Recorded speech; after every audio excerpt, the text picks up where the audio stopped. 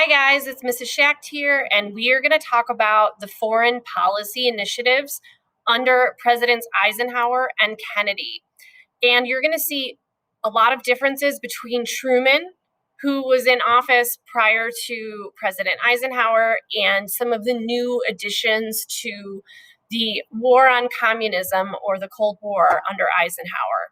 So, difference number one, Eisenhower developed more nuclear weapons.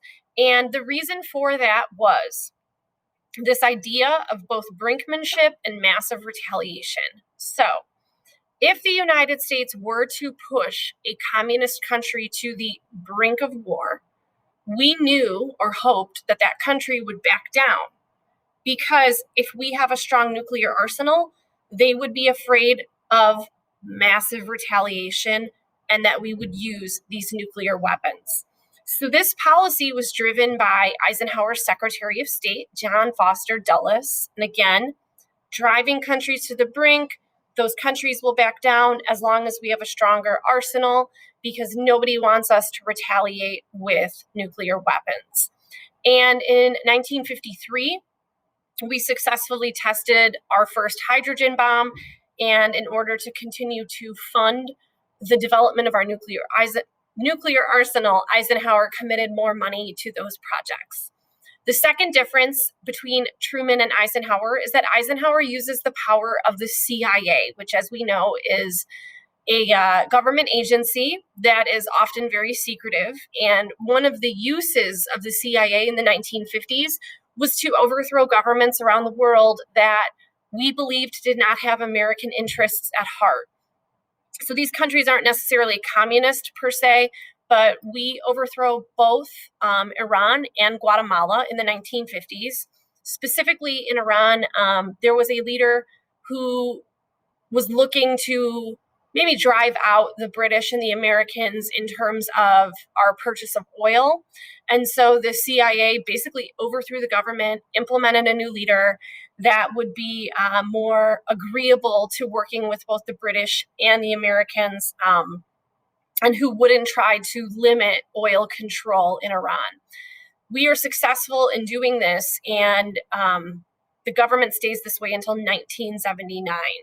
Now, fun fact, the CIA operative who was in charge of this, Operation Ajax, was Teddy Roosevelt's grandson, Kermit.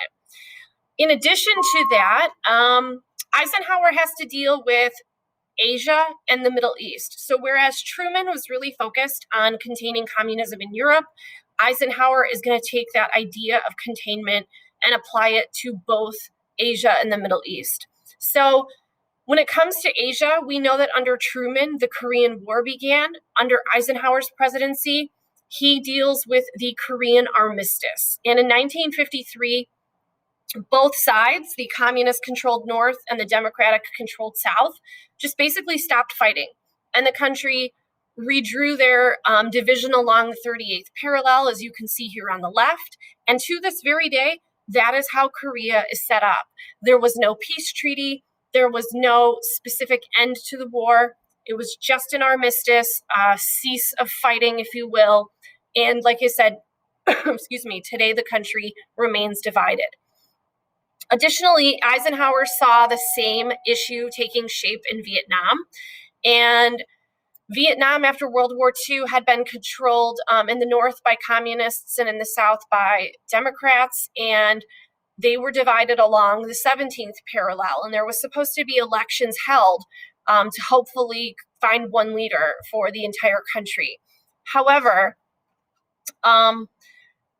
Eisenhower knew that keeping our eye on Vietnam was really important, and he referred to Southeast Asia as basically a set of dominoes, that if one country fell to communism, they're all going to fall to communism, so we better make sure that doesn't happen. And that's often referred to as the domino theory.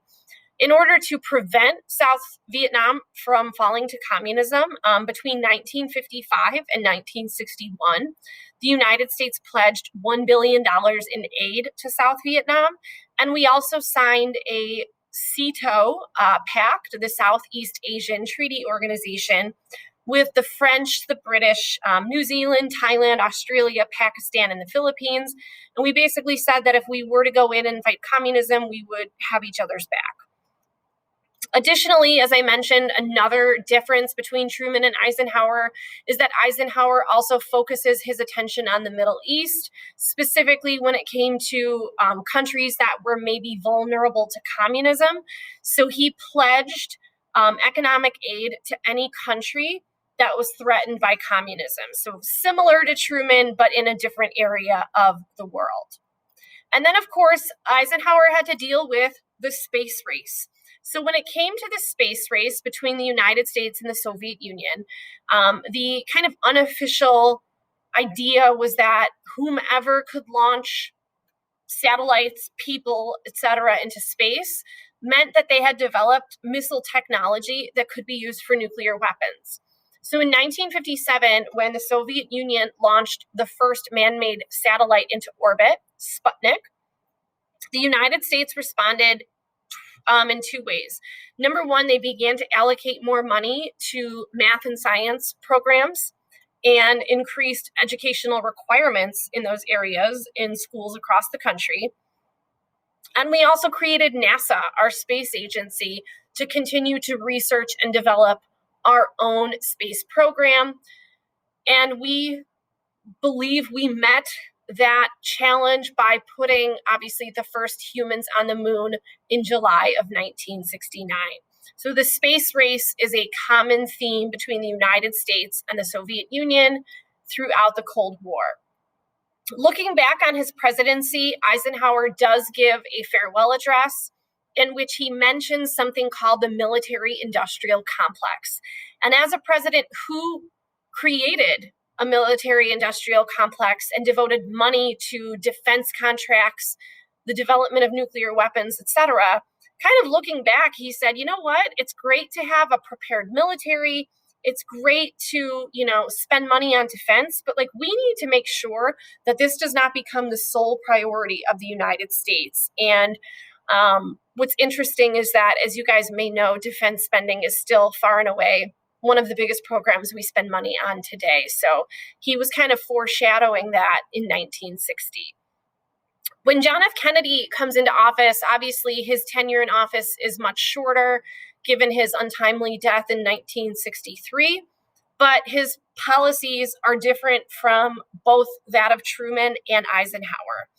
He does understand the importance of developing nuclear weapons, and he refers to that as mutual assured destruction, that as long as we're on par with the Soviet Union, if we have the same or similar nuclear arsenals, we probably won't use them against each other because we know if one uses them, the other will respond and both will be mutually destructive. He also believes in something called a flexible response, meaning he's not going to always use military force when it comes to the Soviet Union or communist countries, but he's willing to try things like economic sanctions as well as diplomacy to try and get his point across. Now, while he's in office, he has to deal with Soviet leader Nikita Khrushchev, who kind of becomes his number one adversary. And the reason for that really falls in Cuba. So in 1959, Cuba fell to communism, and Fidel Castro became a very outspoken communist leader of Cuba. This was very much a top priority for the United States because, as you guys can see here, Cuba lies 90 miles off the coast of Florida. So that communist country was a little too close for America's liking. Similarly to Eisenhower, John F. Kennedy used the power of the CIA and essentially tried to overthrow Fidel Castro in 1961. And this became known as the Bay of Pigs invasion.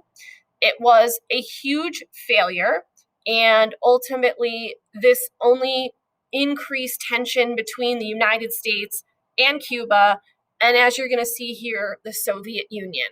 So in 1962, we had a couple of reconnaissance planes take photos over Cuba, and we saw missile launch sites in Cuba.